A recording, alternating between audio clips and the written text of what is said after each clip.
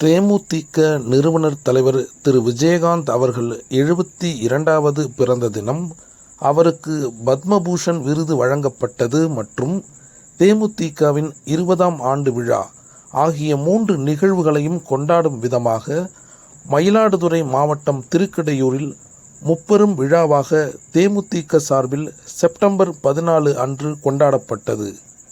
மாவட்ட செயலாளர் திரு SR ஜலபதி தலைமையில் நடைபெற்ற இந்நிகழ்வில் சிறப்புரை ஆற்றிய மாநில இளைஞரணி துணை செயலாளர் திரு MK பாலமுருகன், திரையில் பல போராட்டங்களை கடந்து வெற்றி பெற்ற பிறகும் எமது தலைவர் மக்களுக்கான பணிகளை தான் செய்தார் என்றார். ஸ்டுடியோ கம்பளம் ஏறி இறங்கி இருக்காரு. ஒவ்வொரு ஸ்டுடியோ கம்பளம் கூட அவமானங்கள், பல அவமானங்கள், 1 அல்ல 2 அல்ல 3 அல்ல, அவ்வளவு அவமானங்கள். அந்த அவமானங்களை தாண்டி நாம எப்படியோ ஜெயிச்சு வெற்றி பெற்று திரைத்துறையில வெற்றி பெற்று மக்களுக்கு நல்லது செய்யணும். அப்பவே பாருங்க, அவரோட எண்ணம் என்னன்னா மக்களுக்கு நல்லது செய்யணும். நிகழ்வில் பொதுமக்களுக்கு நலத்திட்ட உதவிகளும் வழங்கப்பட்டது.